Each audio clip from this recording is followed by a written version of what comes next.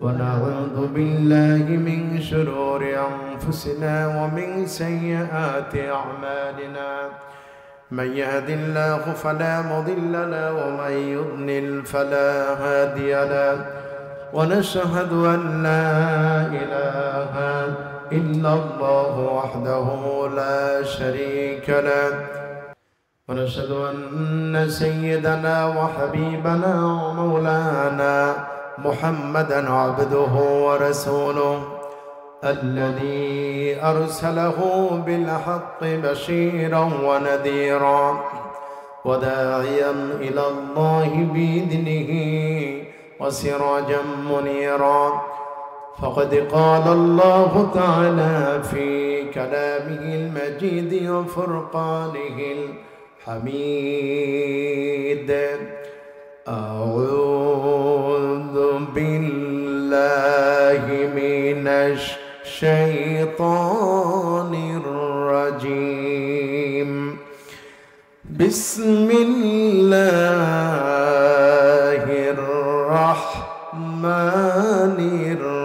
الرحيم إن الله وملائكته يصلون على النبي يا أيها الذين آمنوا صلوا عليه وسلموا تسليما اللهم صل على محمد وعلى آل محمد كما صليت على إبراهيم وعلى آل إبراهيم إنك حميد مجيد প্রাণ উজাড় করে মোহাম্মতের সাথে দরুদ দিয়ে সকলে পড়ুন আল্লাহুম্মা বারিক আলা محمد وعلى آل محمد كما باركت على إبراهيم وعلى آل إبراهيم إنك حميد مجيد بلغ العلا بكماله كشف الدجى بجماله حسنت جميع خصاله صلوا عليه درفشانی نے طریقت روح کو دریا کر دیا درفشانی نے طریقت روح کو دریا کر دیا دل کو روشن کر دیا آنکھوں کو بینا کر دیا بلغ العلا بکمالہ کشف الدجى بجمالہ حسنت جميع خصاله صلوا عليه মুআজ্জাজ মুহতারাম মঞ্চে উপস্থিত আছেন অন্যান্য উলামায়ে কেরাম উপস্থিত আমার মাথার মুকুট নয়নের মণি হযরত উলামায়ে কেরাম উপস্থিত ইসলাম প্রিয় তাওহীদি জনতা পর্দার অন্তরালে অবস্থানরত আমার সম্মানিত মা ও বোনেরা সকলকে আমার হৃদয়ে নিংড়ানো শ্রদ্ধা ও ভালোবাসা সহ আবারও জানাই সালাম আসসালামু আলাইকুম ওয়া রাহমাতুল্লাহি ওয়া বারাকাতুহু আমরা সর্বপ্রথম সেই মহান আল্লাহ সুবহানাহু ওয়া তাআলার দরবারে লাখো কোটি সুজুদ পেশ করছি যিনি আমাদেরকে এই বৈশাখের প্রচণ্ড তাপদহে একটি বরকতময় মাহফিল, কোরআনুল কারীমের মাহফিলে আমাদেরকে আসার তৌফিক এনায়েত করেছেন। যিনি আমাদেরকে এত বড় সৌভাগ্য দিলেন তিনি আমাদেরকে, একটু প্রাণ খুলে মহব্বতের সাথে বলেন, তিনি আমাদেরকে আল্লাহ। আল্লাহ রাব্বুল আলামিনের দরবারে আমরা শুকরগুজার হচ্ছি, আমরা পড়ছি আলহামদুলিল্লাহ। আজকের এই মাহফিলে আসতে পেরে আপনারা খুশি নাকি বেজার? অল্প না বেশি? তাহলে জোরে সোরে শুকরিয়া আদায় করলে খুশি হবেন কে? নারাজ হবে কে? শয়তান। আমরা কারে খুশি করব? সে আল্লাহ তাআলা সন্তুষ্টির জন্য প্রাণ উজাড় করে আমরা সকলে পড়ছি আবারও আলহামদুলিল্লাহ। রব্বানা লাকাল হামদ হামদান কাসীরান তাইয়িবান মুবারাকান ফিহি ইয়া রাব্বি লাকাল হামদু কামা ইয়ানবাগি লিজালালি ওয়াজহিকা ওয়া আযীমি সুলতানিক। আমরা আল্লাহ রাব্বুল আলামিনের দরবারে শুকরিয়া আদায় করে নিলাম, কারণ আল্লাহ পাক যদি আমাদেরকে এখানে কবুল না করতেন আমরা আসতে পারতাম না। আমি ভূমিকায় সময় নিতে চাচ্ছি না, এখন বক্তব্যের ইতি টানার সময় ছিল। পরিবেশ এবং পরিস্থিতি অনুযায়ী আমরা রাত্রি 12টার মধ্যে শেষ করি। এখানেও ভাইদের আশা ছিল, আপনারাও আসতে দেরি করেছেন, আবার মেহমানরাও এসেছেন, কিছু কথা বলেছেন আপনাদের উদ্দেশ্যে। সকলের কথাকে আল্লাহ যেন কবুল করে নেন। বলি আমি, যত ভালো কথা চেয়ারম্যান সাহেবরা বলেন, আলহামদুলিল্লাহ সারা বাংলাদেশের চেয়ারম্যানরা কিন্তু এই আপনার এই বৃহত্তর চট্টগ্রাম নেতৃবৃন্দ যেইভাবে ইসলামের পক্ষে কথা বলেন অন্য জেলায় এইভাবে পাওয়া যায় না। আমি সাতক্ষীরায় একটা মাহফিলে বক্তব্য দিতে গেলাম, তার আগে আমাকে বলছেন, হুজুর আপনারা এমন বক্তব্য দেন, মাদকের বিরুদ্ধে কথা বলেন না, কেন বলেন না? তাই বললাম আমরা বলি, কিন্তু আপনারা মানেন না। তো যিনি এইভাবে বুক ফুলিয়ে কথা বলে গেলেন, কিছুক্ষণ পরে মাইকে কথা বলতে গিয়ে দেখি বিড়ির গন্ধে, তামাকের গন্ধে আমি কথা বলতে পারছি না। উনি কিন্তু তামাকের বিরুদ্ধে কথা বলে গেলেন, লিমা তাকুলুনা মা লা তাফআলুন, তুমি যা করো না তা মানুষকে বলো না, এটা হলো আল্লাহর ঘোষণা, ঠিক কিনা? তো আলহামদুলিল্লাহ আমরা নেতৃবৃন্দের কাছে ঘোষণা পেয়েছি, শরীয়ত মোতাবেক সমাজ পরিচালনার ঘোষণা চেয়ারম্যান সাহেব দিয়েছেন। তো একজন চেয়ারম্যান যদি ঘোষণা দেন আল্লাহর এই শরীয়ত অনুযায়ী সমাজ এর কার্যক্রম চলবে, তখন কিন্তু আমলটা দেখার জন্য আমরা তাকিয়ে থাকি, ঠিক কিনা? এবং সেই অনুযায়ী যদি চলে তাহলে আমরা দল মত কিছুই দেখব না। আমাদের ঘোষণা অনুযায়ী আল্লাহর বিধিবিধান কেউ যদি মানতে চান, মানাতে চান, আমরা অবশ্যই সহযোগিতা করি, ঠিক কিনা? করতে হবে, এটা আল্লাহর বিধান হিসাবে। তো সকলেই তো করতে পারবেন না। এখন হালাল কোনটা হারাম কোনটা, কোরআন না শুনলে আমরা বুঝতে পারবো না, ঠিক কিনা? খুবই সংক্ষিপ্ত সময়ে আমাদের কথা বলতে হবে, কোরআন শুনতে হবে কেমনি, একটি আয়াতে কারিমা বলেই আমার মূল আলোচনা প্রবেশ করবো ইনশাআল্লাহ। অনেকক্ষণ বসে আছেন কোরআন শোনার জন্য ওদের আগ্রহে।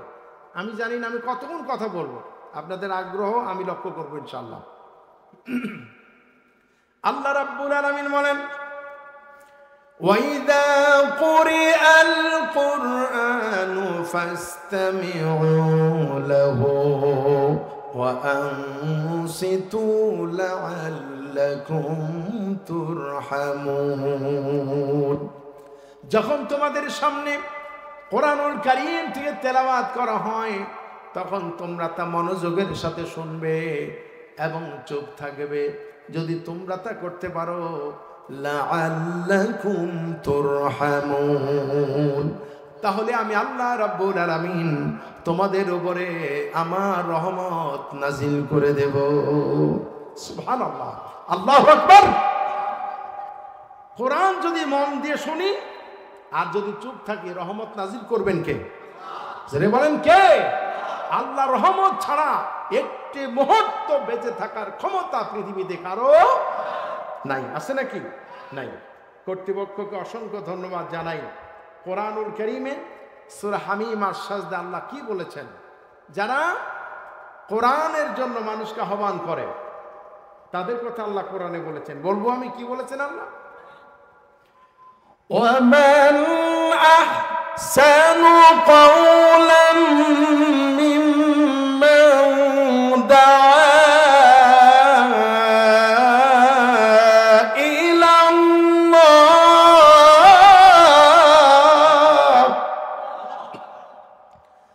وعمل صالحا وقال إنني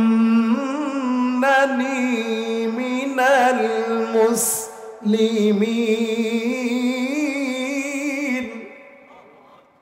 আল্লাহ বলছেন ওই ব্যক্তির চাইতে উত্তম আর কে হতে পারে যে মানুষকে আল্লাহর দিকে আহ্বান করে, নিজে নেক আমল করে, ভালো আমল করে এবং বলে আমি একজন মুসলমান।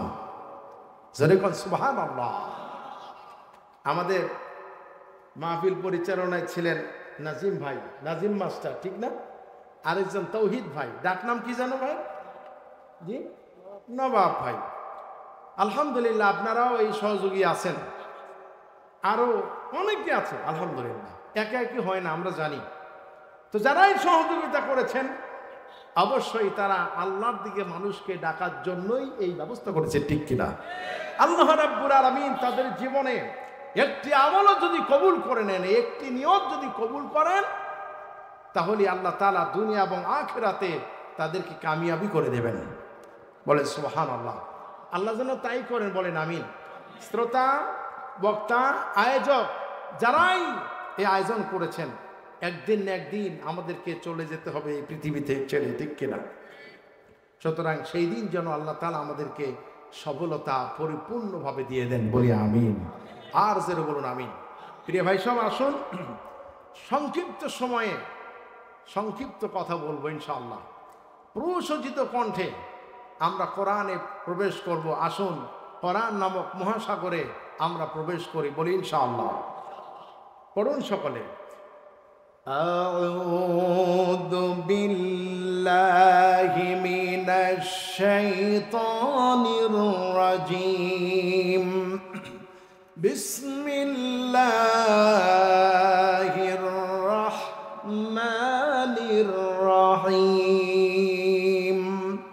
বিতাড়িত মরদুদ শয়তানের ওয়াসওয়াসা থেকে আল্লাহ রাব্বুল আলামিনের দরবারে আশ্রয় চাচ্ছি।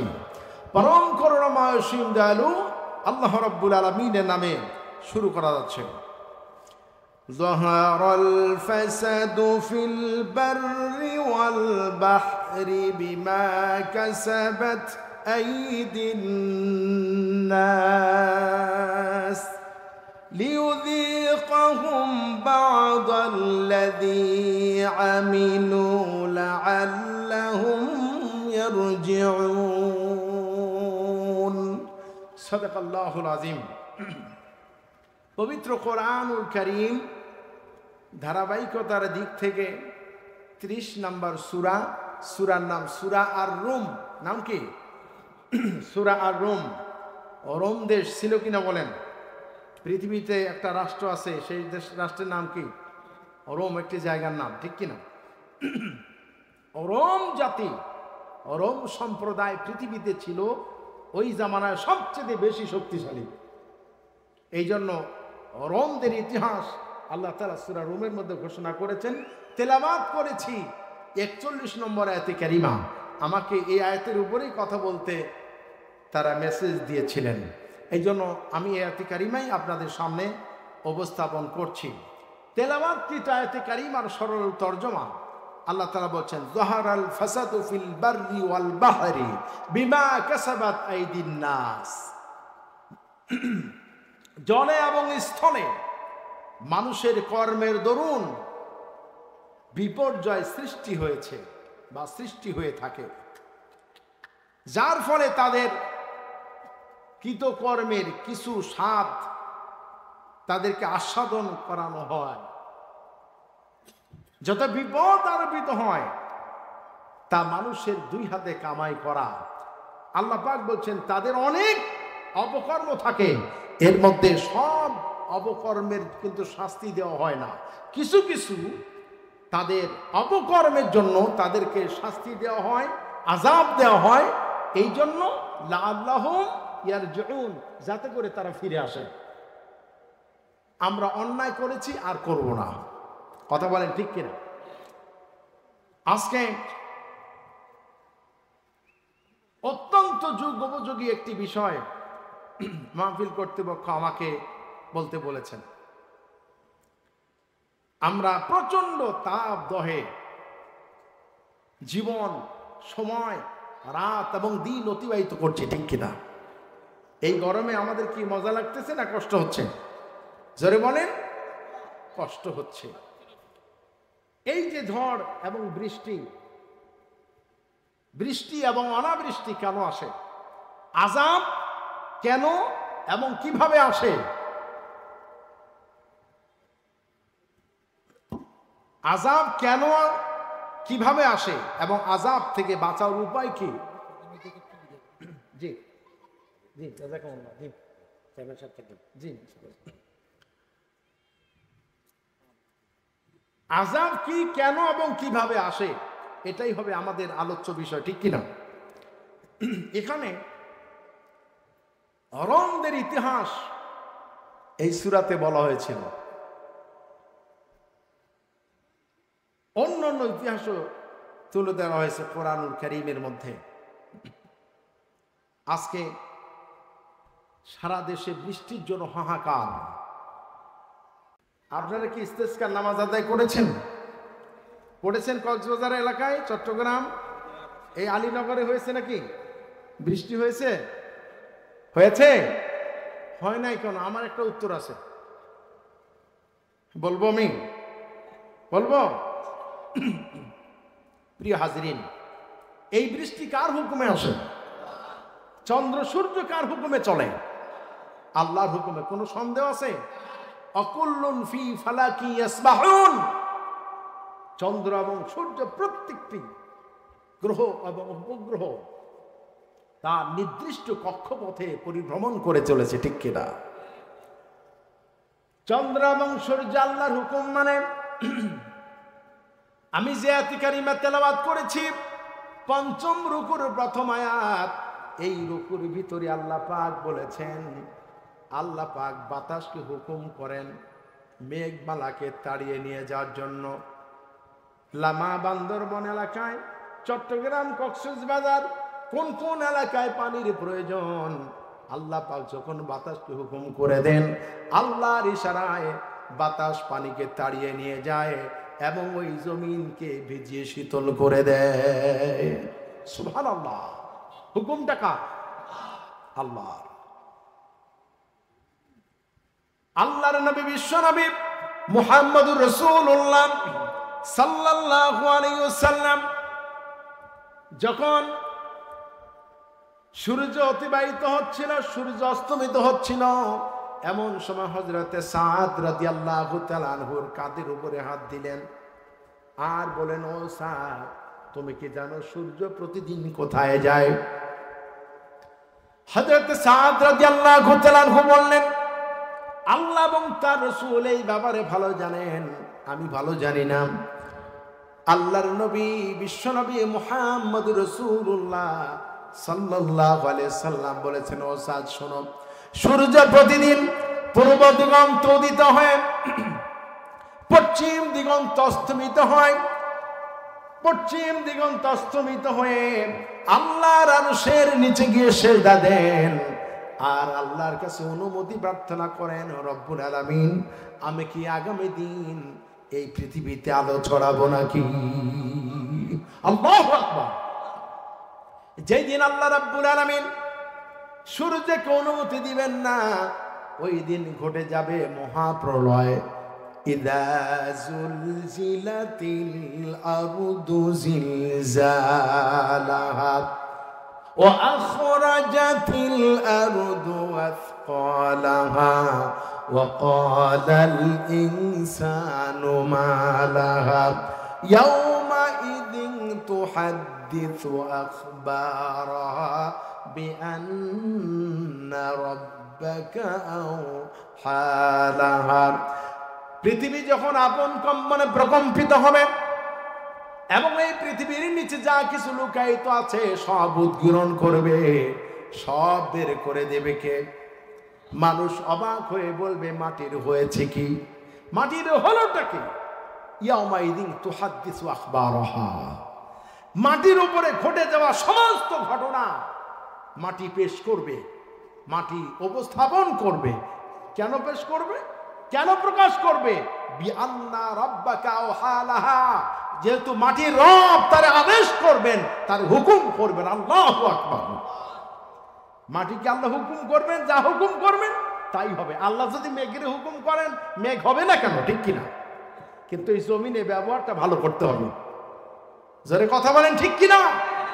এই জমিনের উপরে চুরি, ডাকাতি, ছিনতাই, রাহাজানি, ইফটিজিং, গুম, খুন সবকিছু অব্যাহত রাখার পরে মুনাজাত করে, অভিনয় করে কান্দা, এটা মানুষকে ধোঁকা দেওয়া যেতে পারে, জনগণকে ধোঁকা দেওয়া যেতে পারে, ইউনিয়নের লোকদেরকে ধোঁকা দেওয়া যেতে পারে, একটি আসনের জনগণকে ধোঁকা দেওয়া যেতে পারে, কিন্তু আকাশ এবং জমিনের মালিক, কোন কায়নাতের মালিক আল্লাহকে ধোঁকা দেওয়া যায় না। সুতরাং এই ধোঁকাবাজি করবে সারাদিন, আর বছরে একদিন ভাওতাবাজি করবে, মাঠে ময়দানে গিয়ে ইস্তিসকার নামাজ আদায় করবে, এমন মুনাজাতকে আল্লাহ রাব্বুল আলামিন ধিক্কার দেন। কথা বলেন ঠিক কিনা? প্রিয় ভাইয়েরা আমার, আল্লাহ রাব্বুল আলামিন কোরআনুল কারীমের ভিতরে বলেছেন, ইদা দুক্কাতিল আরদু দাক্কান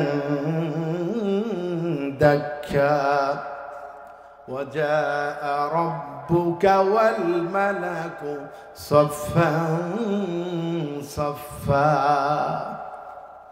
পৃথিবী যখন ধাক্কার পর ধাক্কায় চূর্ণ বিচ্ছিন্ন হবে, আল্লাহ পাক বলছেন ওয়াজা রাব্বুকা ওয়াল মালাকু সাফফান সাফফা, যখন ফেরেশতারা সারিবদ্ধভাবে দাঁড়িয়ে যাবে। আল্লাহু আকবার। কোন ফেরেশতা দাঁড়াবে? প্রথম আসমান থেকে নিয়ে সপ্তম আসমান পর্যন্ত সমস্ত ফেরেশতারা সারিবদ্ধভাবে দাঁড়াবে। ওয়াজিআ ইয়াওমাইযিন বিজাহান্নাম, এবং ওই দিন জাহান্নামকে সামনে তুলে ধরা হবে। এই দুনিয়ার অপকর্মের স্বাদ আস্বাদন করার জন্য আল্লাহ রাব্বুল আলামিন আখিরাতে তো সব কিছু প্রকাশ করবেন, দুনিয়াও মজা কিছু টের পাওয়া দিবেন। ঠিক কিনা? দুনিয়া মজা টের পান কিনা আল্লাহ? আল্লাহ সেই ক্ষমতা আছে না নাই? প্রিয় হাজিরিন, আল্লাহর পয়গম্বর মুসা কালিমুল্লাহ, ঠিক কিনা, মুসা আলাইহিস সালামের সাথে বেয়াদবি করেছিল যেটা, সেটার নাম কি? যারা বলেন ফেরাউন। ফেরাউনের কি রক্ষা হয়েছে? আল্লাহ তারে আযাব দিয়েছে কিনা? আল্লাহ পাক তারে দুনিয়া থেকে বিদায় করে দিয়েছেন। পৃথিবীতে যে কোনো অবস্থায় আপনি মনে করেছেন আল্লাহর পয়গম্বর নূহুর সাথে বেয়াদবি করার কারণে ওই জাতি ধ্বংস হয়েছে, মুসা আলাইহিস সালামের সাথে বেয়াদবি করার কারণে ফেরাউন ধ্বংস হয়েছে, আল্লাহর খলিল হযরত ইব্রাহিম আলাইহিস সালাম তার সাথে বেয়াদবি করেছিল নমরুদ, ন্যাংরা মশা দিয়ে আল্লাহ তারে তাড়াই দিয়েছেন। আপনি মনে করেন এই সময়ের যুগ শ্রেষ্ঠ আলেম, শ্রেষ্ঠ মুজাদ্দিদ আলেমদের সাথে বেয়াদবি করবে, আলেমদেরকে মিথ্যে অপবাদ দিবে, আলেমদেরকে শেষ করবে, আর আল্লাহ খালি তাকায় তাকায় দেখবেন। কথা কন না কেন? হযরত ইব্রাহিম আলাইহিস সালাম যখন নমরুদের ট্রাইব্যুনালের ষড়যন্ত্রের শিকারে পতিত হয়েছেন, আগুনের মধ্যে যখন ফেলে দেওয়া হলো, ইব্রাহিম আলাইহিস সালামকে রক্ষা করেছিলেন কে? আগুনের ভিতরে যখন ফেলা হলো, আয়োজন করল নমরুদ, চতুর্দিক বৃন্দ তার সঙ্গবঙ্গরা হাজির। নমরুদের শত্রু আল্লাহর খলিল হযরত ইব্রাহিম আলাইহিস সালাম তাকে জ্বালিয়ে শেষ করে দেবে আগুন দিয়া। ঘটনা আপনাদের জানা আছে, শুধু ইঙ্গিত দিয়ে মূল কথা বলবো। নমরুদ তার জীবনের শত্রুকে আজকে জ্বালিয়ে শেষ করে দেবে। আল্লাহ রাব্বুল আলামিন এর মাখলুক, আল্লাহর সৃষ্টি আগুন। আগুন কার দেওয়া বলেন? আল্লাহ পাক আগুনকে কি নির্দেশ করলেন? কুল ইয়া নারু কুনি বারদাও ওয়া সালামান আলা ইব্রাহিম। আগুন, আমার ইব্রাহিমের জন্য শান্তিদায়ক ঠান্ডা হয়ে যাও। সুবহানাল্লাহ। ফ্রিজ হয়ে গেলে তো আবার বরফ হয়ে যাবে, ঠিক কিনা? এই জন্য শান্তিদায়ক ঠান্ডা হয়ে যাও। আল্লাহ যখন আগুনকে ঘোষণা দিয়েছেন, আগুন কি আর জ্বালাতে পারে? আগুনের মধ্যে আল্লাহর খলিল আরামে বসে আছেন, অপরদিকে নমরুদ অপমানিত। হায় রে, আমার ট্রাইব্যুনালের কার্যকারিতা গেল কোথায়? আগুনকে ডাক দিয়ে বলছে, রে আগুন, সারা জীবন তোর গুণ কীর্তন করেছি, সারা জীবন তোর পূজা অর্চনা করলাম, কিন্তু আজকে তোর জ্বালানো শক্তি শেষ হয়ে গেল নাকি? আগুনের ভিতর থেকে জবাব চলে এলো, রে নমরুদ, আমার জ্বালানো শক্তি আছে কি নাই যদি টেস্ট করতে চাও, যদি প্রমাণ করতে যাও, তাহলে তুই নিজে আয়। তোরে শুদ্ধ তামাম পৃথিবী জ্বালিয়ে দিতে পারি, আল্লাহর খলিল ইব্রাহিমের একটি লোম আমি জ্বালিয়ে দিতে পারি না। আল্লাহু আকবার।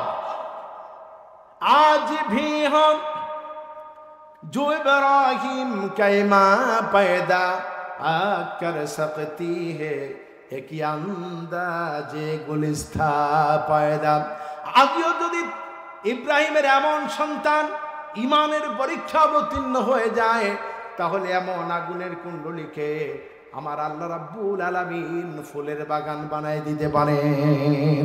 সুবহানাল্লাহ, সুবহানাল্লাহ। প্রিয় হাজিরিন, যাহারাল ফাসাদু ফিল বাররি ওয়াল বাহরি, জলে এবং স্থলে বিপর্যয় সৃষ্টি হয়েছে, ঠিক কিনা? এই বৃষ্টির সময় বৃষ্টি নাই, বৈশাখ মাস আসলে পারে, একটু খেয়াল করেন, বৈশাখ মাস এটা বাংলা নববর্ষ, ঠিক কিনা? বৈশাখ উদযাপন করতে এসেছে। সাংবাদিকরা নর্তকীদেরকে প্রশ্ন করেছে, তোমরা কেন আসছো আজকে এখানে?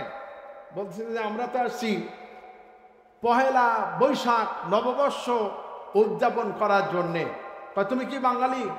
অবশ্যই আমি বাঙালি, আমি বাংলাদেশি। আচ্ছা, বাংলার কয়টা মাস আছে? অনেকক্ষণ চিন্তা করে কয়, কি জানি কয়টা যেন আছে। বাংলার মাস কয়টা বলেন তো আপনারা? 12টা। এখন কি কি আর বলতে পারে না, 2টা বলতে পারছে, বৈশাখ জ্যৈষ্ঠী, আর পারে না। এই হলো আমরা বাংলাদেশি, বাংলাকে ভালোবাসি। রং ঢং করে কয়েকশো কত কিলোমিটার জন্য রং করছে রাস্তায়? জি, 14 কিলোমিটার রাস্তা রঙিন করে বিশ্ব রেকর্ড করতে চেয়েছে।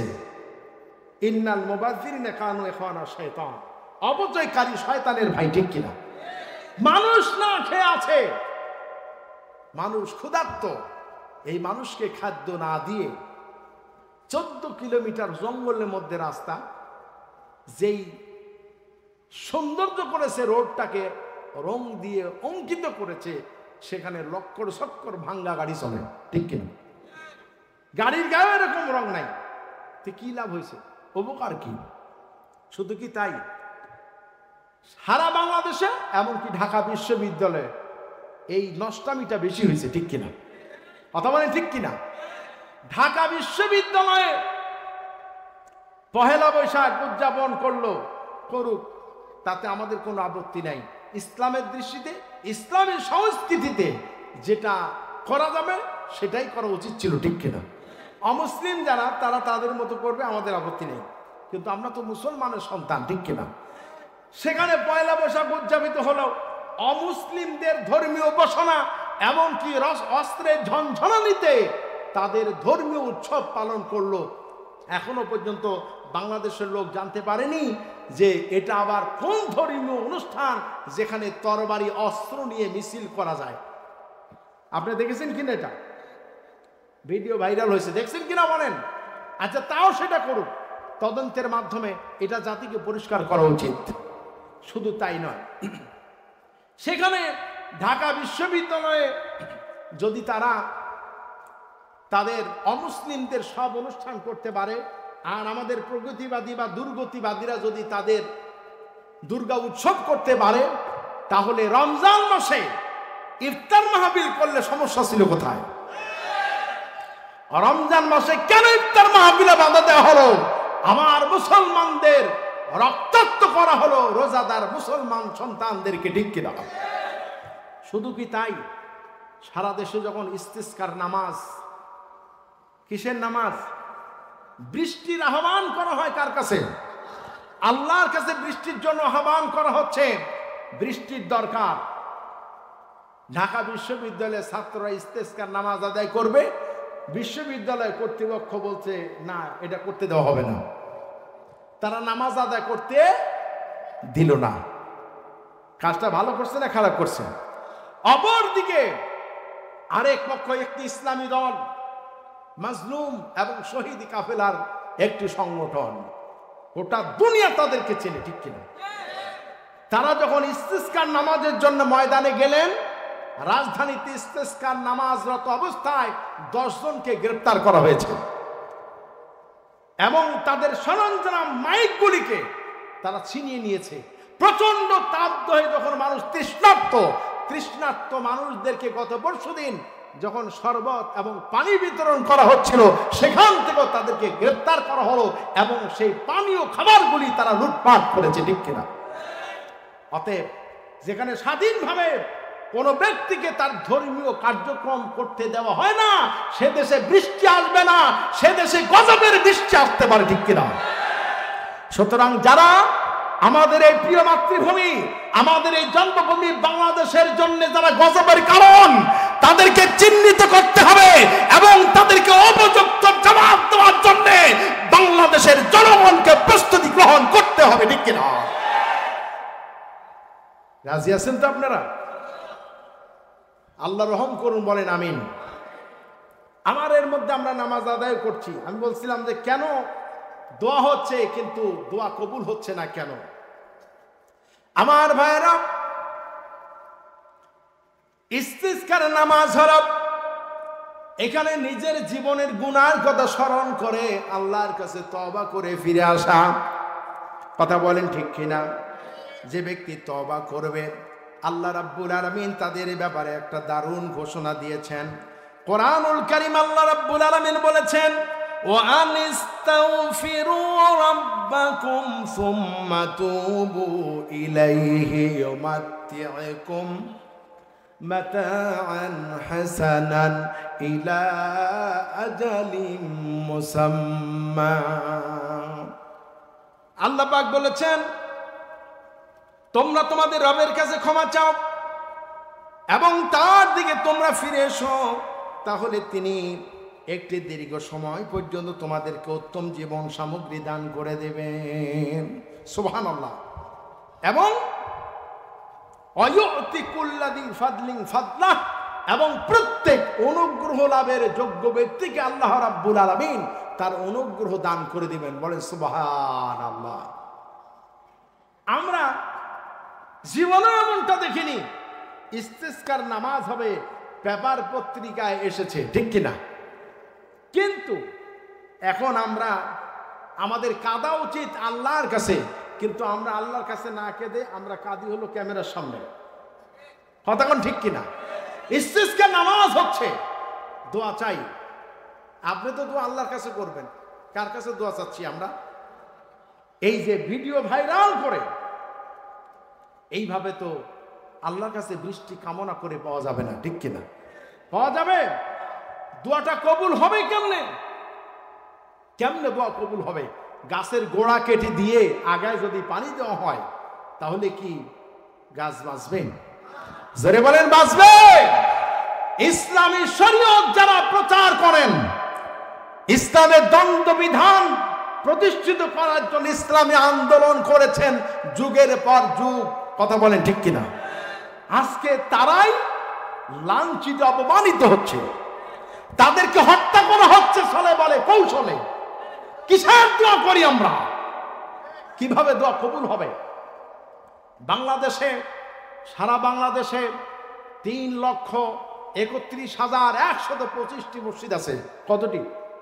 কম বেশি থাকতে পারে, আমি একটা জরিপ পেয়েছি সেই অনুযায়ী আমি বলছি 3,31,125টি মসজিদ। আমি শুধু 3 লক্ষই ধরি। কয় লক্ষ? 3 লক্ষ বা 3 লাখ। এর মধ্যে ইমাম এবং মুয়াজ্জিন আছে কতজন? কমপক্ষে একজন করে 2 জন, ঠিক কিনা? তাহলে কয় লক্ষ হলো?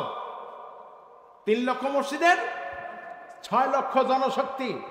আর যেই মসজিদে ইমামের নেতৃত্বে নামাজ পড়া হয়, ইমাম বলেন আল্লাহু আকবার, মুসল্লিও বলেন আল্লাহু আকবার। ইমাম বলে সামি আল্লাহু লিমান হামিদা, মুসল্লিরাও বলেন সামি আল্লাহ। কথা কন না কেন? কষ্ট হচ্ছে বুঝতে আপনাদের? ইমাম সাহেব যখন পড়েন আসসালামু আলাইকুম ওয়া রাহমাতুল্লাহ, মুসল্লিরাও এভাবে সালাম ফিরান। একজন না, 2 জন না, এক এক গ্রামে 100, 200, 500, ঠিক কিনা? 5,000, 10,000। আমি 5-10 হাজার ধরলাম না, এক মসজিদে যদি আমি 10 জন করে ধরি, তাহলে 3 লক্ষ, তাহলে কত হচ্ছে? 30 লাখ। কয় লাখ হচ্ছে? 30 লাখ। আর ওদিকে 6 লাখ। কয় লাখ হলো? 36 লক্ষ। এই 36 লক্ষ যদি মুসলমান বাংলাদেশে থাকতো, মুসলমানের যে দায়িত্ব, মুসলমানের দায়িত্ব কি? মুসলমানের দায়িত্ব নিয়ে যদি এই 6 লক্ষ মুসল্লি এই ময়দানে কোরআনের পাখির জন্য যদি প্রতিবাদে ঝাঁপিয়ে পড়ত, বৃষ্টি অনাবৃষ্টি দিয়ে এই জমিনের পশু পাখিও কষ্ট পেত না। কথা বলেন ঠিক কিনা? আমরা কি পেরেছি ওইভাবে? আমরা কি প্রতিবাদ করতে পেরেছি?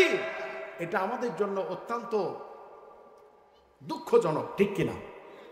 প্রিয় ভাইয়েরা আমার, এবার আপনি হাদিস থেকে জেনে নেবেন কেন এই জমিনে বৃষ্টি হয় না। 1 নাম্বার কারণ, বৃষ্টি না হওয়ার 1 নাম্বার কারণ হলো যাকাত দিতে অস্বীকার করা। যাকাত ভিত্তিক অর্থনীতি যদি প্রতিষ্ঠিত না থাকে, তাহলে এই জমিনে বৃষ্টি অনাবৃষ্টিতে এই জমিনটাকে ধ্বংস করে দেওয়া হবে। বলেন নাউজুবিল্লাহ। এখন এই যাকাত ভিত্তিক অর্থনীতি আমরা কি প্রতিষ্ঠিত করেছি? কারা করবে যাকাত ভিত্তিক অর্থনীতি প্রতিষ্ঠা? কারা করবে বলেন? কোরআনুল কারীম থেকে জেনে নেন। আল্লাহ রাব্বুল আলামিন কোরআনুল কারীমে সূরা হজের 41 নম্বর আয়াতে কারিমার ভিতরে বলেছেন, আল্লাযীনা ইম্মাক্কান্নাহুম ফিল আরদি আকামুস সালাতা ওয়া আতুজ যাকাত ওয়া ইয়া'মুরুনা বিল মা'রুফি ওয়া ইয়ানহাউনা আনিল মুনকার। আল্লাহর কথা। কার কথা বলেন? আল্লাহ রাব্বুল আলামিন। আমি আপনাদের কাছে একটু জেনে নিই, মাইকের আওয়াজ কি ঠিক মতো শুনতে পাচ্ছেন? একটু হাত তুলে ইশারা করেন, শোনা যাচ্ছে? আলহামদুলিল্লাহ। আমার কাছে একটু এলোমেলো মনে হচ্ছে, যাই হোক আমি বলার চেষ্টা করছি ইনশাআল্লাহ। আল্লাহ পাক বলছেন, যারা রাষ্ট্র ক্ষমতা লাভ করবে, আমি আল্লাহর পক্ষ থেকে তার উপরে 4খানা দায়িত্ব। কয়খান দায়িত্ব? জোরে বলেন।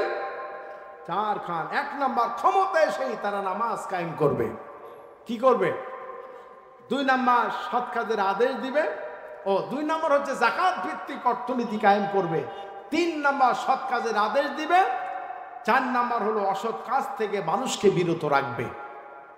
সূরা হজে 41 নম্বর আয়াতে কারিমা আল্লাহ তাআলা বলেছেন। এবার আপনি বলেন তো, এই 4খানা কাজ করার মতো দায়িত্ববান লোক এই সমাজে আছে না নাই? জোরে বলেন। আছে, কিন্তু আমরা তাদেরকে দায়িত্ব দেই না।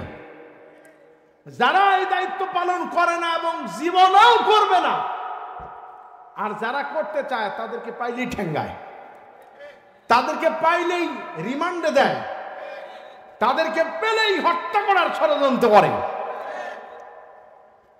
তাদেরকে দিয়ে এদেশে শান্তি আসা সম্ভব? যারা বলে সম্ভব।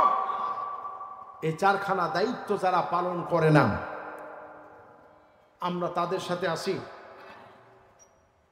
হ্যাঁ আসি।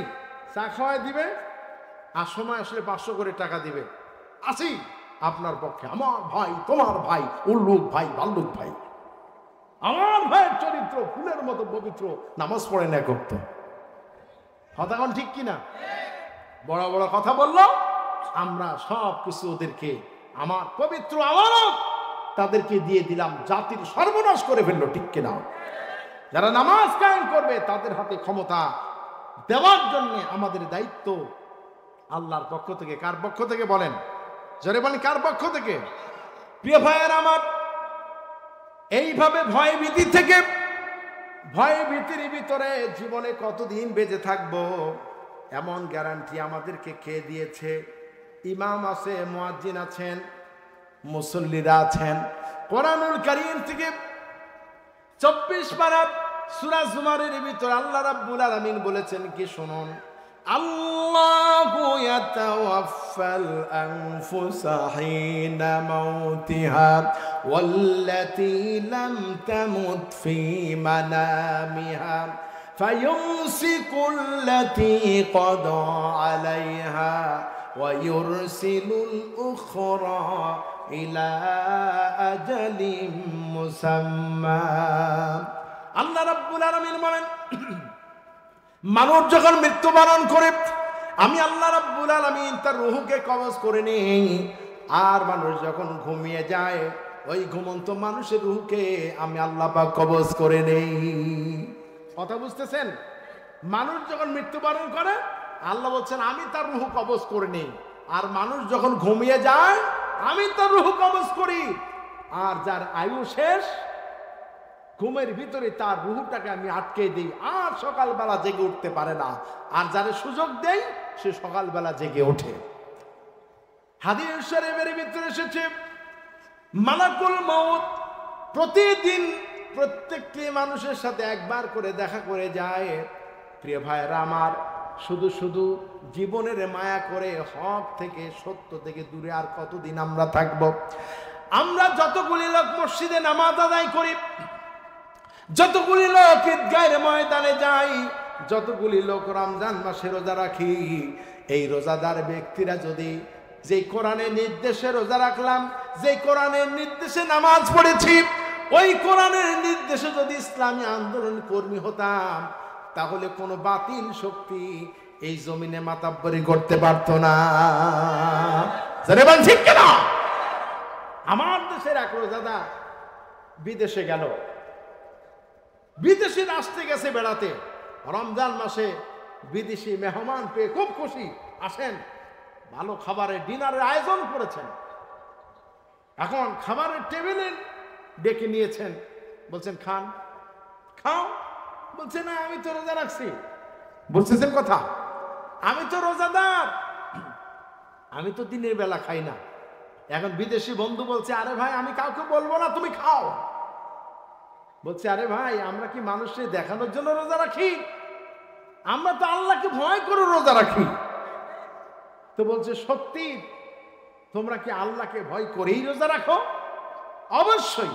আচ্ছা তুমি কি একাই রোজা রাখো নাকি তোমাদের বাংলাদেশে আরো এরকম রোজাদার আছে?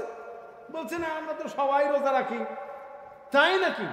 যদি তোমরা তোমাদের গডকে, তোমাদের রবকে যদি তোমরা এইভাবে ভয় করো, তাহলে আমার প্রশ্ন হচ্ছে তোমার দেশে কি থানা আদালত আছে, জেলখানা আছে? হ্যাঁ আছে তো। তাহলে তোমরা কিসের রোজাদার? কিসের আল্লাহকে ভয় করো? প্রকৃত অর্থে যদি তোমরা আল্লাহকে ভয় করে যদি রোজা রাখতে পারো, তাহলে সে আল্লাহকে ভয় করে যদি তোমরা সমাজে চলতে, দুর্নীতি হতো না, ছিনতাই হতো না, ডাকাতি হতো না, খুন হতো না। কথা বলেন ঠিক কিনা? এখন দিনে দুপুরে আপনার অধিকার ডাকাতি হয়ে যাচ্ছে, আপনি কিছু বলতেই পারেন। যারা এটা করেন আল্লাহ পাক তাদেরকে হেদায়েত দান করে দিন, আমরা বলি আমিন। প্রিয় হাজিরিন, আযাব থেকে বাঁচার জন্যে কোরআন থেকে দুইটি কথা বলবো। কয়টা কথা? কোরআনুল কারীমে এই আয়াতে কারিমার ভিতরে আল্লাহ পাক বলেছেন ওয়ালাউ আন্না আহলাল কুরআ আমানু ওয়ালাউ আন্না আহলাল কুরা আমানু ওয়াত্তাকাউ লাফাতাহনা আলাইহিম বারাকাতিম মিনাস সামাই ওয়াল আরদ। দেশের লোকেরা যদি, জনপদের লোকেরা যদি ঈমান আনয়ন করত আর তাকওয়ার পথ যদি তারা অবলম্বন করত, তাহলে আমি আল্লাহ রাব্বুল আলামিন তাদের জন্য আকাশ এবং জমিনের সব বরকতের দরজাগুলি খুলে দিতাম। সুবহানাল্লাহ, সুবহানাল্লাহ। কয়টা জিনিস দরকার? ঈমান এবং তাকওয়া। ঈমান তো বিশ্বাসী, কথা বলেন ঠিক কিনা? কিসের উপরে বিশ্বাসী?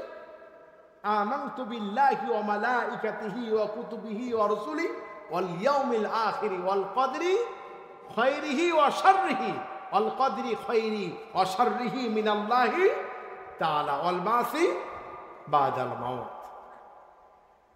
আল্লাহর উপরে ঈমান, ফেরেশতার উপরে ঈমান, সমস্ত কিতাবের উপরে ঈমান, নবীদের উপরে ঈমান, ফেরেশতার উপরে ঈমান, তাকদীরের উপরে বিশ্বাস।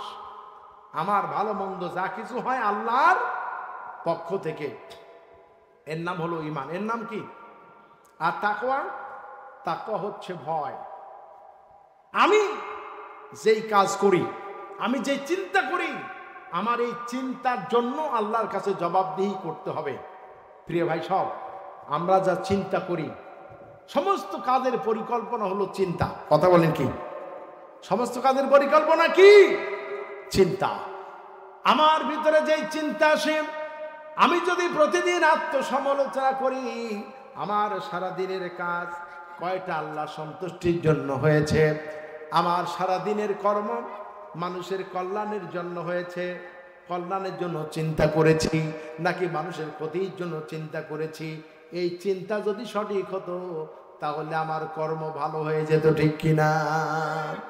وَإِن تُبْدُوا مَا فِي أَنفُسِكُمْ أَوْ تُخْفُوهُ يُحَاسِبْكُم بِهِ اللَّهُ فَيَغْفِرُ لِمَن يَشَاءُ وَيُعَذِّبُ مَن يَشَاءُ وَاللَّهُ عَلَى كُلِّ شَيْءٍ قَدِيرٌ। সুবহানাল্লাহ। প্রিয় ভাইরা আমার, আল্লাহ রাব্বুল আলামিন বলেছেন, তুমি অন্তরে যা কিছু চিন্তা করো, সেই চিন্তার খবরও আমি আল্লাহ জানি। যাকে ইচ্ছা আমি আল্লাহ ক্ষমা করে দেই, মাফ করে দিই। যেরকম সুবহানাল্লাহ। আর তিনি সর্বোচ্চ ক্ষমতার অধিকারী আল্লাহ পাক, ঠিক কিনা? প্রিয় ভাইরা আমার, আযাব এবং গজব কেন আসে, এই গজব থেকে বাঁচার উপায় কি দুইটা বলেছি। আরো 12টি আদেশ আল্লাহ রাব্বুল আলামিন কোরআনুল কারীমের মধ্যে দিয়েছেন। এই 12টি কাজ করলে পারে সে খাঁটি মুমিন হবে, মুত্তাকি হবে, মুসলমান হবে, কোনো দিক দিয়ে তার অভাব হবে না। আমি কি বলবো এই 12টি? একেবারে সংক্ষেপে ঘোষণা দিয়েই আমি দোয়া করে দেবো ইনশাআল্লাহ। রাত হয়ে গেছে, আমি বেশি কথা বলবো না। প্রচন্ড গরমে নিশ্চয়ই আমাদের কষ্ট হচ্ছে, নাকি? বলবো না ছেড়ে দিব? বলবো, 12টি বিষয় বলবো। আল্লাহ আমাদের প্রতি রহম করুন, বলেন আমিন। আর যারা বলুন আমিন। আল্লাহ রাব্বুল আলামিন কোরআনুল কারীমের ভিতরে বলেছেন, ওয়া'বুদুল্লাহ ওয়া লা তুশরিকু বিহি শাইআ ওয়া বিল ওয়ালিদাইনি ইহসানা ওয়া বিদিল কুরবা ওয়াল ইয়াতামা ওয়াল মাসাকিন ওয়াল জারি দিল কুরবা والجار الجنب والصاحب بالجنب وابن السبيل وما ملكت أيمانهم إن الله لا يحب من كان مختالا فخورا। আগে কোন সুবহানাল্লাহ। সূরা আন-নিসার 36 নম্বর আয়াত। কত নম্বর আয়াত বলে দেব আমি? 1 নম্বর, ওয়া'বুদুল্লাহ। আল্লাহর ইবাদত করতে হবে। কার ইবাদত করব বলেন? আল্লাহর ইবাদত করতে হবে। আল্লাহর ইবাদতে 2 নম্বর হচ্ছে ওয়ালা তুশরিকু বিহি শাইআ, কাউকে শরীক করা যাবে না। এখন 1 নম্বর ইবাদত হবে কার? আল্লাহ। ইবাদতটা যদি আল্লাহর সন্তুষ্টির জন্য হয়ে যায় তাহলে আমাদের উদ্দেশ্য হাসিল হবে, দুনিয়া এবং আখিরাতে আমরা কামিয়াবি হব। সারা জীবন অন্যায় অপকর্ম করেছি। আমি একটু আগেই বলেছি কোরআনুল কারীমের সূরা হুদ থেকে বলেছি, আল্লাহ পাক বলেছে ওয়া আনিস্তাগফিরু রাব্বাকুম, যদি তোমরা তোমার রবের দিকে ফিরে আসো, তওবা করো, আল্লাহর কাছে ক্ষমা প্রার্থনা করো এবং যদি ফিরে আসো তাহলে আমি তোমাদেরকে উত্তম জীবন সামগ্রী দেব। কে বলেছেন? আল্লাহ পাক। ঠিক এমনই সারা জীবন অন্যায় করার পরেও যদি আল্লাহর কাছে তওবা করা হয়, আল্লাহ পাক কি করবেন তার ব্যাপারে? আল্লাহ রাব্বুল আলামিন বলেছেন ওয়ায়ুবাদদিলুল্লাহু সাইয়্যাতিকুম হাসানাত।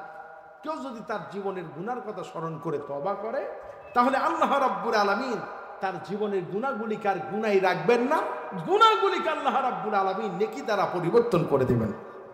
সুবহানাল্লাহ। হযরত মালিক ইবনে দিনার রাহমাতুল্লাহ আলাইহি, এখান থেকে আমরা একটা শিক্ষা নিতে পারি। বলবো আমি ইবাদত সংক্রান্ত বিষয়ে এসে আমি এই ঘটনাটি আপনাদের সামনে বলি। ঘটনাটি উপস্থাপন করেছেন ইমাম আয-যাহাবী তার কবিরা গুনাহ নামক কিতাবের মধ্যে। হযরত মালিক ইবনে দিনার রাহমাতুল্লাহ আলাইহি সবসময় মদ পান করতেন, মদ পান করে লুটিয়ে পড়ে থাকতেন, যেখানেই রাত সেখানেই কাত। সবসময় তিনি মাতাল থাকতেন। হঠাৎ করে তার 2 বছরের শিশুকন্যার ইন্তেকাল হয়ে গেল। ছোট্ট শিশুর মৃত্যুতে তিনি শোকে শোকাহত হলেন। যেখানেই রাত সেখানেই কাত, মদ পান করা ছেড়ে দিয়েছেন। সন্তানের শোকে কাতর তিনি কাঁদতেছেন। এক জায়গায় তিনি ঘুমিয়ে আছেন, হঠাৎ করে স্বপ্নের ভিতরে দেখলেন একটি ভয়ঙ্কর সাপ তারে কামড়ানোর জন্য তাড়া করেছে। সাপের তাড়া খেয়ে তিনি দৌড় মারলেন। দৌড়াতে দৌড়াতে মরুভূমির ভিতরে চলে গেলেন। মরুভূমির ভিতরে গিয়ে এক বৃদ্ধ লোকের সাথে তার দেখা হয়ে গেল। বৃদ্ধ লোককে গিয়ে বলছে, বাবাজি আপনি আমার এই সাপের আক্রমণ থেকে বাঁচায় দেন, আপনি আমারে রক্ষা করেন। বৃদ্ধ লোক বলছেন, আমি তার তুলনায় অত্যন্ত দুর্বল, আমি তো পারবো না তোমাকে এই সাপের আক্রমণ থেকে বাঁচাতে। তবে আমি কথা দিলাম, আরো সামনের দিকে তুমি দৌড়াও, আরো সামনের দিকে গেলে হয়তো তুমি একটা ফয়সালা পেয়ে যাবে, কোনো সহযোগিতা তুমি পেলেও পেতে পারো। সুতরাং তিনি দৌড় মেরেছেন। মালিক ইবনে দিনার বলছেন, আমি দৌড়াতে থাকলাম। দৌড়াতে দৌড়াতে একটি উপত্যকার কাছে গিয়ে আমি দাঁড়িয়ে গেলাম। উপত্যকা কারে বলে? উপত্যকা হচ্ছে 2টি পাহাড়ের মধ্যবর্তী সমতল জায়গা। আমি এই উপত্যকায় গেলাম, সেখানে হাজির হয়ে দেখলাম অনেকগুলি ছোট ছোট বাচ্চারা খেলাধুলা করছে। আমি সেখানে উপস্থিত হওয়ার সঙ্গে সঙ্গে ছোট্ট একটি মেয়ে বাচ্চা আমাকে আক্রমণ করা সাপের দিকে তারা হাত ইশারা করলো। সঙ্গে সঙ্গে সাপ আমাকে আক্রমণ ছেড়ে দিল। আমাকে রেখে সাপ আপন গতিতে পিছনের দিকে চলে গেল। সাপের আক্রমণ থেকে বেঁচে গেলাম। আমি নজর করে দেখলাম যে ছোট্ট মেয়েটি আমাদের সাপের আক্রমণ থেকে রক্ষা করেছে, ওই বাচ্চাটি আর কেউ নয়, ওই বাচ্চাটি হলো আমার কিছুদিন আগে আমাদেরকে কাঁদিয়ে আমাদের নয়নের পুতুলি যে কলিজার টুকরা বিদায় হয়ে গেল, ওই ছোট্ট মেয়ে আজ আমাকে সাপের আক্রমণ থেকে বাঁচাইয়া দিল। সাপের আক্রমণ থেকে আমি বেঁচে গেলাম। কিছুক্ষণ পরে আমার ছোট্ট মেয়ে আমার কোলে এসে বসেছেন, আমাকে চিনতে পেরেছেন। আমার কোলে বসে আমার মেয়ে তেলাওয়াত করছেন কি, ইয়া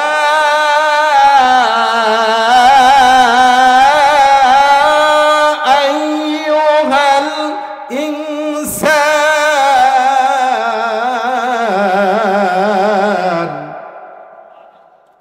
মা গররাকা বিরাব্বিকাল কারীম। হে মানুষ, কোন জিনিস তোমাকে তোমার রব থেকে গাফিল করে দিল? ও দুনিয়ার মানুষেরা, আর কতদিন তোমরা তোমার রবের নাফরমানি করবে? মালিক ইবনে দিনার বলছেন, আমি আমার মেয়েকে বললাম, ওগো মা, তোমার বয়স মাত্র 2 বছর, কোনোদিন তোমারে আমি কোরআন তেলাওয়াত শিক্ষা দিলাম না, কিন্তু তুমি এত সুন্দর করে কোরআন তেলাওয়াত কিভাবে করেছো? মেয়ে জবাব দিলেন, আব্বাজান, আমার আল্লাহ রাব্বুল আলামিন আমাকে নিজে কোরআন কারীম তেলাওয়াত শিক্ষা দিয়েছেন। মালিক ইবনে দিনার বলছেন, বুঝলাম। ওগো মা, তোমার কাছে আমার 2টি প্রশ্ন, তুমি কি দয়া করে আমার প্রশ্নের জবাব দিতে পারবে নাকি? বাবা বললেন, ওগো মা, যেই সাপ আমাকে কামড়ানোর জন্য তাড়া করেছিল, আসলে ওই সাপটা কেন আমারে তাড়া করেছে তুমি জানো নাকি? মেয়ে বললাম, বাবা, আমি অবশ্যই জানি। আপনাকে যে সাপ তাড়া করলো কামড়ানোর জন্য, প্রকৃতপক্ষে সেটা কোনো সাপ ছিল না, সেটা ছিল আপনার জীবনের সমস্ত অপকর্ম, খারাপ কর্মকাণ্ড, আপনার জীবনের সমস্ত বদ আমল যেটা, সেটাই আপনাকে শেষ করার জন্য তাড়া করেছে। বলেন আল্লাহু আকবার। প্রিয় ভাই সব, একটু মিলাই দেখি তো, আমার জীবনে 30 বছর, 40 বছর, 50 বছর, 60, 70 বছরের ঊর্ধ্বে লোক এখানে থাকতে পারেন, ঠিক কিনা? একটু তাকাই তো, অবশ্যই আয়নার মতো পরিষ্কার আমার কর্মকাণ্ডগুলি সঠিক ছিল কিনা, ঠিক কিনা? তওবা করার সুযোগ আছে না নাই? আছে না নাই? প্রিয় ভাইয়েরা আমার, কিয়ামতের ময়দানে মানুষ যখন হাজির হবে, আল্লাহ রাব্বুল আলামিন কোরআনুল কারীমে সূরা ফাজরের ভিতরে বলেছেন, ইয়াকুলু ইয়া লাইতানি কদ্দামতু লি হায়াতি। হায় হায়, আমার এই জীবনের জন্য আমি যদি আগাম কিছু পাঠিয়ে দিতাম। আল্লাহ রাব্বুল আলামিন বলেন, ফায়াউমা ইদিল্লা ইউআযযিবু আযাবাহু আহাদ।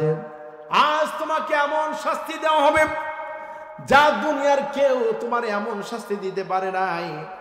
আজকে আপনার বিরুদ্ধে রিমান্ড আসতে পারে, আপনার মৃত্যুদণ্ড হতে পারে, কিন্তু আল্লাহ বলতেছেন কি, ফায়াউমা ইদিল্লা ইউআযযিবু আযাবাহু আহাদ।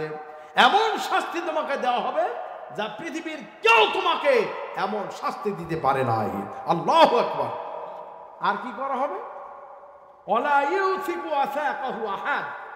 এমন ভাবে তোমাকে আজকে গ্রেফতার করা হবে, বাঁধা হবে, যা পৃথিবীর কেউ তোমাকে এমন ভাবে বাঁধতে পারে নাই। কোরআন শোনাচ্ছি না গল্প শোনাচ্ছি? জোরে বলেন। আজকে তো আপনাকে ডান্ডা বিডি পড়ায় দিল, আপনি মনে করেন ওরে বাবারে, না না, আর এই কাজে যাওয়াই যাবে না, তাহলে তো আপনি আল্লাহকে অস্বীকার করে ফেলেন, ঠিক কিনা? প্রিয় হাজিরিন, প্রিয় ভাই সব, মৃত্যুর ভয়, জেলের ভয় মুসলমানেরা করে না, ঠিক কিনা? কোন নবী রাসূল এই সমস্ত ছাতার ভয় করে নাই। বর্তমানও যারা কোনোদিন এখনো ক্ষমতায় আসেনি পরিপূর্ণভাবে, তারা জনগণের কাছে আসে না নাই? জনগণের সেবা করে কি করে না? বর্তমান এই তৃষ্ণার্ত মানুষকে সবচেয়ে বেশি অনুদান দিচ্ছে কারা? একটু মিডিয়ার দিকে তাকিয়ে দেখেন। বন্যা দুর্গত মানুষদেরকে, বন্যা কবলিত মানুষকে ত্রাণ সামগ্রী নিয়ে কারা আগে যায়? কথা কন না কেন? তাদের পাশে থাকবেন। ক্ষুধার্ত মানুষকে হেলিকপ্টার থেকে খাবারের বস্তা ফেলে তাজা মানুষকে মেরে ফেললো, হ্যাঁ? ওই সমস্ত বাহানা অভিনয় করে জনগণকে কিছু ধোঁকা দেওয়া যেতে পারে, কিন্তু আল্লাহরে ধোঁকা দেওয়া যাবে না। সুতরাং আমলের পরিবর্তন হওয়া দরকার। যারা দিন রাত মানুষকে সেবা করেন, মানুষের উপকার করেন, সীতাকুণ্ড অগ্নিদগ্ধ মানুষকে লক্ষ লক্ষ টাকা দিয়ে সহযোগিতা করেছেন, ঠিক কিনা? এবং তিনি কসম করে বলছেন, আল্লাহর কসম, এই টাকাগুলি আমার পকেটের টাকা নয়, এখানে টাকা আছে রিক্সাওয়ালার, ভ্যানওয়ালার, লসিমন করিমন চালায়, লেবার, ইঞ্জিনিয়ার, ডাক্তার, শিক্ষক, প্রকৌশলী, এদের সকলের টাকা, সারা বাংলাদেশের টাকা। সুবহানাল্লাহ। 31 জন অমুসলিম, তাদের কি যে গোসল পূজা না কি আছে না নাই, সেখানে গিয়ে তারা নদীতে ডুবে মারা গেল। সেখানেও আল্লাহর গোলাম হাজির, সেখানেও তারা অনুদান দিয়েছেন, পকেটের টাকা দিয়েছেন, আপনাদের আমাদের সকলের টাকা, যেটা আমরা বাইতুল মালে জমা দিই। কথা কন না গান?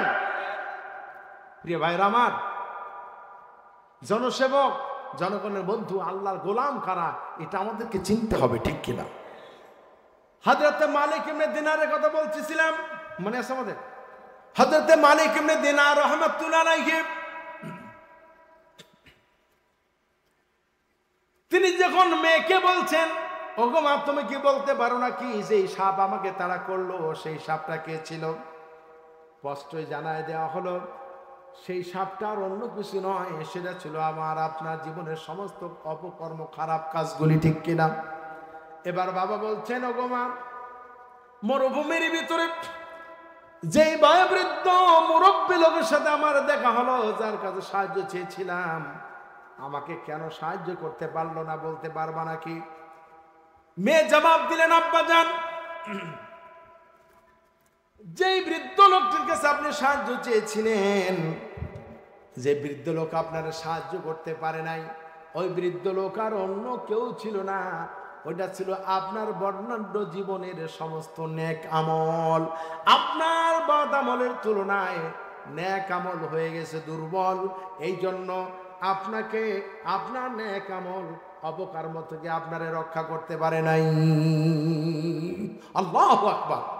প্রিয় ভাইয়ের আমার, ওটা তো স্বপ্নের কথা, কিন্তু প্রকৃত কথা হচ্ছে, এখান থেকে আমাদের শিক্ষা নিতে হবে। আমরা একটু লক্ষ্য করি, যদি আপনি আমি চোখ বন্ধ করি, অন্তত ঘুমাতে যাওয়ার আগে আত্মসমালোচনার একটা সময় আছে, ঠিক না? যারা হিসাব করে, নিজের জীবন নিয়ে চিন্তা ভাবনা করে, তারা রাতের বেলা আত্মসমালোচনায় চলে যান, ঠিক কিনা? হ্যাঁ, ইকরা কিতাবাকা কাফা বিনাফসিকাল ইয়াউমা আলাইকা হাসিবা। আল্লাহ আখিরাতে বলবেন, ইকরা, পড়ো, তোমার আমলনামা পেশ করার জন্য তুমি যথেষ্ট। আমলনামা গলায় ঝুলিয়ে দেওয়া হবে। এই গলায় আখিরাতে আমলনামা ঝুলার আগে প্রতিদিন যদি আমি আমলনামা লেখি, আমার আজকে সারাদিনের কর্ম কি ছিল, কয়টা কোরআনের আয়াত পড়েছি, কয়টা হাদিস অধ্যয়ন করেছি, ইসলামী সাহিত্য কতটুকু পড়েছি, জামাতের নামাজ কয় ওয়াক্ত হয়েছে, দাওয়াতি কাজ কয় ঘন্টা করেছি, এইভাবে যদি নিজের জীবনের হিসাব করি, আমার কবরে আযাব হবে? কথা কন? মৃত্যু যন্ত্রণা হবে? হবে না। তবে হ্যাঁ, আল্লাহর নবী তওবা করেছেন যেভাবে, আমাদেরকেও তওবা করতে হবে সেভাবে। আল্লাহ রাসূল তওবা করেছেন কিভাবে আমি বলে দেব, বলবো আমি? প্রিয় ভাইয়ার আমার, আল্লাহ নবী হাদিস শরীফের ভিতরে এসেছে, প্রতিদিন তিনি 100 বার করে তওবা পড়েছেন। অন্য বর্ণনা এসে তিনি প্রতিদিন 70 বার করে তওবা পড়েছেন, ঠিক না? কিন্তু একটা দোয়া তিনি সব সময় করতেন, সেটা হলো, আল্লাহুম্মা ইন্নী আউযু বিকা মিনাল ইজজি ওয়াল কাসলি ওয়াল বুখলি ওয়াল হারামি ওয়া আযাবিল কবর। আল্লাহুম্মা আতি নাফসি তাকওয়াহা ওয়া যাক্কিহা আনতা খায়রু মান যাক্কাহা আনতা ওয়ালিয়ুহা ওয়া মাওলাহা।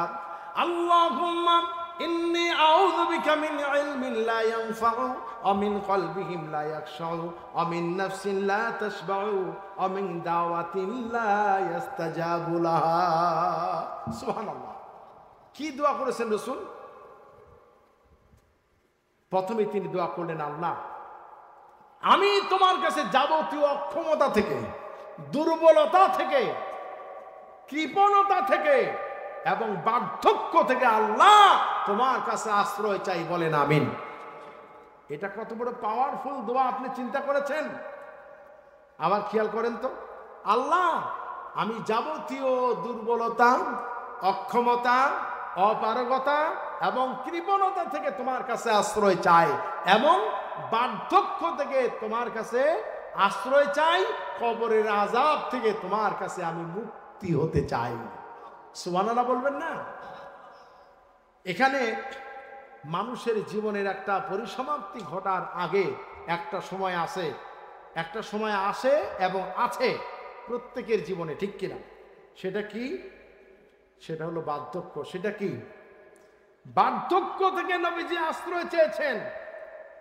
রাসূল সাল্লাল্লাহু আলাইহি ওয়াসাল্লাম কি বিছনায় টপকা টপকায় মরেছেন? তার ইন্তেকাল কিভাবে হয়েছিল? স্বাভাবিকভাবে শুধু জ্বরে ভোগ করে তিনি কয়েকদিন জ্বর ভোগ করে তিনি দুনিয়া থেকে ইন্তেকাল করেছেন। সুবহানাল্লাহ বলেন। প্রিয় হাজিরিন, আমাদের সমাজে অনেক লোক আছে বার্ধক্যের কারণে তাদের শরীরে কোনো কাপড় থাকে না, কারণ তারা বুঝে না সারা জীবন যেই দেহটাকে তারা সযত্নে ঢেকে রেখেছিলেন, দামি দামি পোশাক পরেছেন, কিন্তু একটা সময় যখন এসে গেল তখন তারা দামি পোশাক তো দূরের কথা, সামান্য পোশাকের চিন্তাও তাদের নাই, সারা শরীর উলঙ্গ, ঠিক কিনা?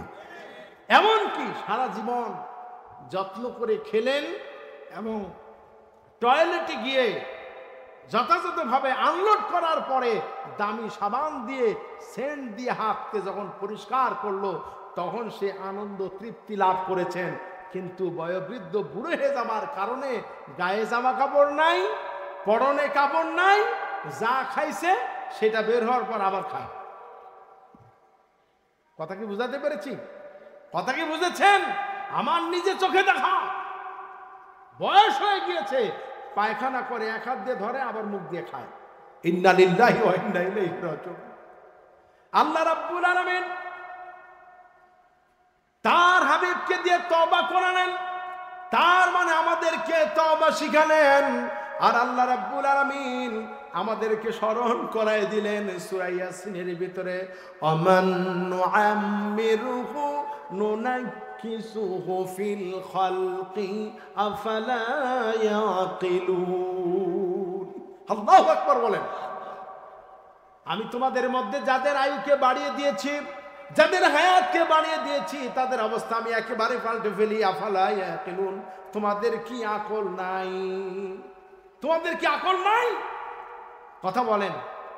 আগে যেইভাবে দৌড় দিছিলাম 16 বছরে 14 বছরে, এখন কি আর ওইভাবে দৌড় দিতে পারি? আরে দৌড় দেওয়া তো দূরের কথা, এক বেলা খাইলে আরেক বেলা গ্যাস্ট্রিকের জ্বালায় বাঁচে না, আছে না নাই? অসুস্থ, উঠলে বসতে পারে না, সেজদায় গেলে ওযু থাকে না, এই অবস্থা হবে, এটা আল্লাহ বলে দিয়েছেন। কে বলেছেন? ওই অবস্থা হওয়ার আগে আমাদেরকে পরিবর্তন হতে হবে। সূরা আন-নিসায় 12টি আমলের কথা আল্লাহ বলেছেন। 1 নম্বরে বলেছেন ওয়া আবুদুল্লাহ, তোমরা আল্লাহ ছাড়া আর কারো ইবাদত করো না। 2 নম্বর ওয়ালা তুশরিকু বিহি শাইআ, আমি আল্লাহর সাথে কাউকে শরীক করো না। আমরা কিন্তু শরীক করি। যেমন আল্লাহ জমিনে আল্লাহ দিন কায়েম হবে। আমার দেশে মুসলমানের সন্তান বলে যে আগেরকার যুগের ওই 1400 বছর আগের এই কিতাবের আইন চলে টলে না, ঠিক কিনা? এই জন্য তারা মানব রচিত আইন দিয়ে দেশ পরিচালনা করতে চায়। এই জন্য এরা শিরক করেন, এরা কুফরি করেন, এদের কোনো আমল আল্লাহর কাছে কবুল হবে না। 1 নাম্বার ইবাদত, 2 নাম্বার ইবাদত তো আমাদের নামাজ রোজা আরো অনেক কিছু আছে, ঠিক কিনা? ওটা বিস্তারিত কথা। নামাজ পড়া ইবাদত, হজ করা ইবাদত, রোজা রাখা ইবাদত, যাকাত দেওয়া ইবাদত। কথা বলেন ঠিক কিনা? তাহলে এগুলি আবার কি? ওয়াবুদুল্লাহ বলে 11টি বিষয় আল্লাহ আমাদেরকে নির্দেশ করলেন। এই 11টি বিষয়ের উপরে যদি আমাদের ঈমান এবং বিশ্বাস এবং কর্মকাণ্ড যদি না মিলে, তাহলে আমার এই ইবাদত আল্লাহর কাছে গ্রহণযোগ্য হবে না। এই জন্য শুধু আমি পয়েন্টটা বলি, দোয়া করে দেবো ইনশাআল্লাহ তাআলা। তাহলে 1 নম্বরে কি? ওয়াবুদুল্লাহ, আল্লাহর ইবাদত করতে হবে। 2 নাম্বার ওয়ালা তুশরিকু বিহি শাইআ। 3 নাম্বার হলো অবিল ওয়ালিদাইনি ইহসানা, পিতামাতার প্রতি ইহসান করতে হবে। আহারে, অনেক পিতামাতা সন্তানের হাতে মার খায়, আছে না নাই? যারা বলেন আছে না নাই? লক্ষ পিতা ঘুমিয়ে আছে সব শিশুরই অন্তরে। আজকে আপনি আমি শিশু, কিন্তু একদিন আপনিও বাবা হবেন, আপনি মা হবেন। মায়েদেরকে বলছি আপনি মা হবেন, আমার ভাইদেরকে বলছি আপনি বাবা হবেন। খবরদার, বাবা মার সাথে বেয়াদবি করা যাবে না। হাদিস ছিল, বহু হাদিস, রাসূলের হাদিস ছিল, আমি বিস্তারিত বলবো না। 3 নাম্বার বলেছি। 4 নাম্বার কি? অবিদিল কুরবা, নিকট আত্মীয়দের সাথে ভালো আচরণ করতে হবে। আত্মীয়র অধিকার নষ্ট করে কোনোদিন আল্লাহর প্রিয় হওয়া যাবে না। আপনি আপনার স্ত্রীকে ভালোবাসেন, অসুবিধা নাই। যে স্ত্রী আপনার কাছে আপন, সেও একদিন পর হয়ে যেতে পারে। 16 আনা আপন হতে পারবেন না। আপনার ভাই, আপনার বোন যে কোনো স্বার্থের কারণে পরিবর্তন হতে পারে। এমনকি মরহুম আব্দুল্লাহ জাহাঙ্গীর তার লেকচারে তিনি বলেছেন, আমি নিজে কেন শুনেছি, খুবই গুরুত্বপূর্ণ কথা। আমার মা, যাকে আমি ভালোবাসি, সেখানে তাও 16 আনা আমি তার কাছে প্রিয় হতে পারিনি। অন্য ভাইয়ের সাথে, তিনি বলছেন, অন্য ভাইয়ের সাথে একটু ভালো সম্পর্ক, কোনো কারণে আমি মায়ের কাছে প্রিয় হতে পারলাম না। অনেককে ভালোবেসেছি, কিন্তু তাদের ভালোবাসা পাইনি, ব্যর্থ হয়ে গেছি। প্রিয় হাজিরিন, আল্লাহকে ভালোবাসলে, আল্লাহকে মহব্বত করলে, আল্লাহর সাথে সম্পর্ক করলে তার দুনিয়া এবং আখিরাতে সমস্ত সফলতা লাভ হবেই। যেরকম সুবহানাল্লাহ। তাহাজ্জুদে জানান আপনার মনের কথা আপনার ভাইয়ের কাছে, আপনার বোনের কাছে, আপনার প্রতিবেশীর কাছে, আপনার নেতার কাছে আপনি বলেন। একটা সময় বলুন, ভাই আমার এখন সময় নেই, তুমি পরে বলো। আপনার বক্তব্যটা যদি লম্বা হয়ে যায়, ভাই তোমার আর বাকি কথাটা আমি শুনবো, আমার সময় হয়ে গেছে, আমি এখন যাই, ঠিক কিনা? আল্লাহ কি কোনোদিন বলেছেন আপনি তাহাজ্জুদে যখন কেঁদেছেন, আপনি বুক ভরা আশা নিয়ে কেঁদেছেন, আপনার চোখের পানি পড়েছে, আল্লাহর কসম আপনার অন্তরে যে শান্তি আসবে, পৃথিবীতে কেউ আপনাকে এমন শান্তির বার্তা দিতে পারবে না। আল্লাহ আপনার ডাক শুনবেন। ওয়াকালা রাব্বুকুম উদউনি আস্তাজিব লাকুম। সুবহানাল্লাহ। আল্লাহ ডাক শোনার জন্য বসে আছেন। আল্লাহ নবী বলেছেন, আল্লাহর কোন বান্দা যদি আমার আল্লাহ রাব্বুল আলামিনের দরবারে কোনো ব্যাপারে দোয়া করে, খুব ভালো করে শোনেন, আপনি মাজলুম, আপনি বিপদে আছেন, আপনি দোয়া করবেন, অবশ্যই দোয়া কবুল হবে। বৃষ্টির জন্য দোয়া করবেন, দোয়া কবুল হবে ইনশাআল্লাহ। নবীজি বলেছেন, বান্দা যখন দোয়া করে আল্লাহর দরবারে, কোন বান্দা বান্দির দোয়া আল্লাহ ফিরিয়ে দেন না। 3 অবস্থার মধ্যে দোয়া কবুল হয়ে যায়। কয় অবস্থায়? 1 নম্বরে যেই উদ্দেশ্যে দোয়া করবেন, দোয়া মঞ্জুর। এখন আপনি যেই উদ্দেশ্যে দোয়া করলেন, আমি ফার্স্ট ক্লাস পেতে চাই, আল্লাহ আমার বেকারত্ব দূর করে, আমি চাকরি চাই, আমি আর আমার প্রমোশন দরকার, আমি অমুক মেয়ের বিবাহ করতে চেয়েছিলাম, আল্লাহ আমি তোমার কাছে চাইছি, আশা পূরণ হলো না। যুবকদের আশা পূরণ হয়নি, তাহলে কি হবে? নবীজি বলেছেন, তোমার আশা যদি পূরণ না হয় দেখতে পাও, তাহলে জেনে রেখো আল্লাহ রাব্বুল আলামিন তোমার জীবন থেকে বড় ধরনের একটা বিপদ আল্লাহ দূর করে দিয়েছেন। সুবহানাল্লাহ। ঈদের মৌসুমে কতজন মোটরসাইকেল অ্যাক্সিডেন্টে মারা গেছে বলেন তো? আমার সঠিক সংখ্যাটা মনে হয়, আমি দেখছি।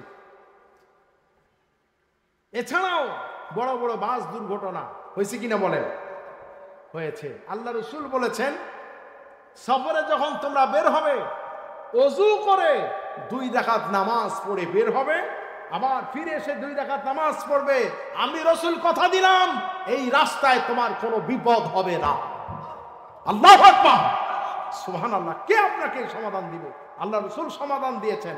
আমরা তো আমল করি না, আমরা রাস্তায় বের হই তামাশা, জাহাজে, স্টিমারে, লঞ্চে চড়ি, সেখানে গিয়ে বান্ধবী নিয়ে ওঠে, গার্লফ্রেন্ডকে নিয়ে ওঠে, রুম ভাড়া করে সেখানে অপকর্ম করে, একটু ভয় হয় না?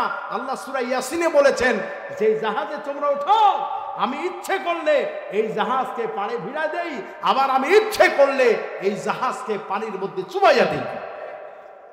মূর্খ, কোরআন পড়ে না, হাদিস পড়ে না, আবার বলে মৌলবাদদের আস্থানা এই জমিনে হবে না। সেরকম নাউজুবিল্লাহ।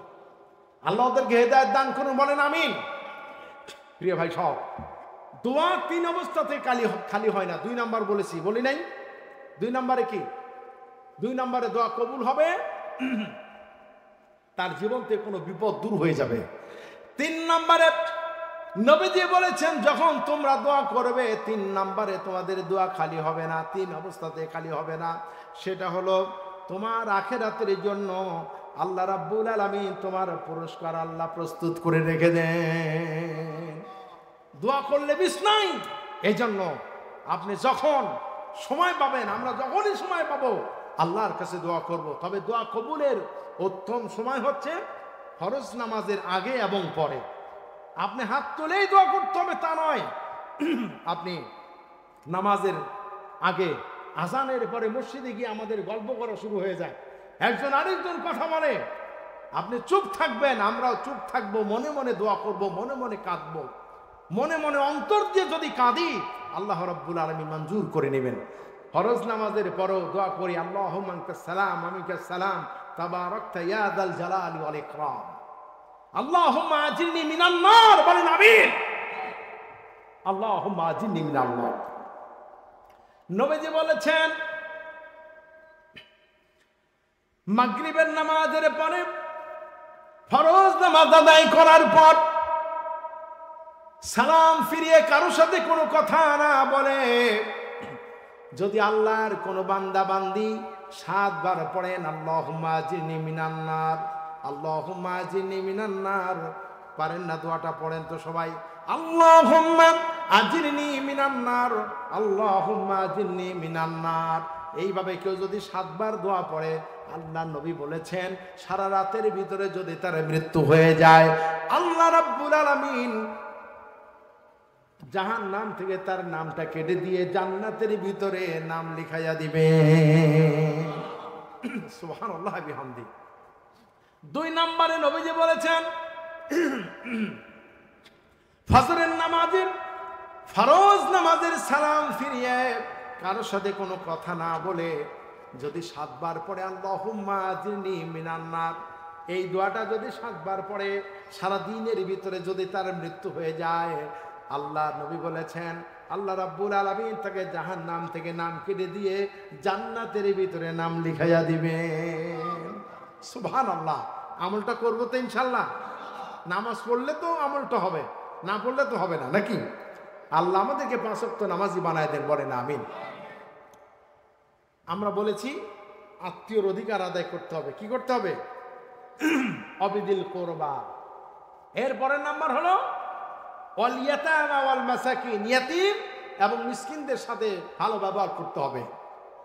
ইয়াতিম মিসকিন কারা? ইয়াতিম তো বোঝেন, মিসকিন আপনার কাছে সাহায্য চাইবে, ধমক দেব না, তাড়িয়ে দেব না, না দিতে পারলে ভালো ব্যবহার দিতে হবে, ঠিক কিনা? এখনো হাদিস বলার ছিল, আমি বলতে সময় নাই, আমি বলবো না, সময় সংক্ষেপ। এরপর আল্লাহ পাক বলছেন যে ওয়াল জারজিল কোরবা ওয়াল জারিল জুনুব, অত্যন্ত গুরুত্বপূর্ণ। তোমার আত্মীয় প্রতিবেশী, অনাত্মীয় প্রতিবেশী, তাদের সাথে ভালো ব্যবহার করো। দেখেন, প্রতিবেশী দেশবাসীর সাথে ভালো ব্যবহার করলে কি লাভ হবে? নবীজি বলেছেন মান সালিমাল মুসলিমুনা মিন লিসানিহি ওয়া ইয়াদাইহি, তোমাদের মধ্যে সর্বোত্তম ওই ব্যক্তি যার হাত এবং জিহ্বা থেকে তার প্রতিবেশী নিরাপদে থাকে। ঠিক কিনা?